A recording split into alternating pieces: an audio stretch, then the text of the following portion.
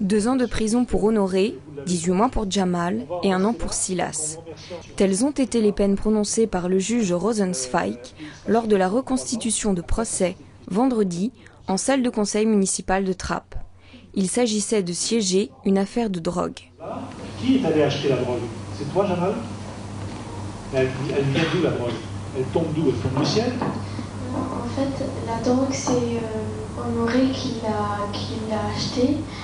Atelier organisé à l'initiative de la Maison des Parents, en partenariat avec l'APSEJ toute la semaine dernière, l'enjeu était d'inscrire parents et enfants dans une démarche de réflexion commune sur la justice et la citoyenneté. Une mission réussie, car même les parents en ressortent mieux informés.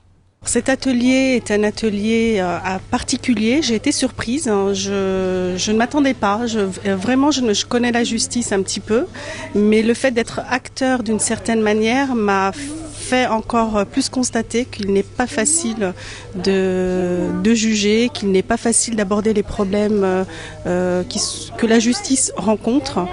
Au-delà de la découverte du fonctionnement de la justice, c'est parfois la sévérité des décisions rendues qui a pu surprendre. On apprend des choses à propos de la justice, les temps de prison, les condamnations et tout ça. Et c'était bien parce qu'après la représentation aujourd'hui, on se dit comment ça va se passer en vrai. Je pensais pas que c'était aussi sévère. Finalement, c'est sévère, même sur quelqu'un qui a une raison de le faire. C'est sévère, du coup, ça m'a ouvert les yeux.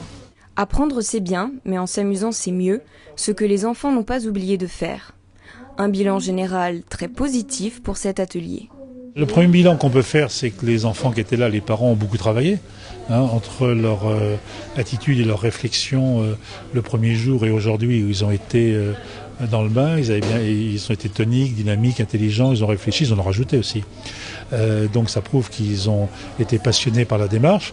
Après tout, c'était le but. Le but, c'était qu'ils réfléchissent à la justice, mais d'un autre côté, qu'ils ne s'ennuient pas. Cette action de sensibilisation à la citoyenneté, menée par la Maison des Parents, se poursuivra en mai avec les élèves du collège Le Village.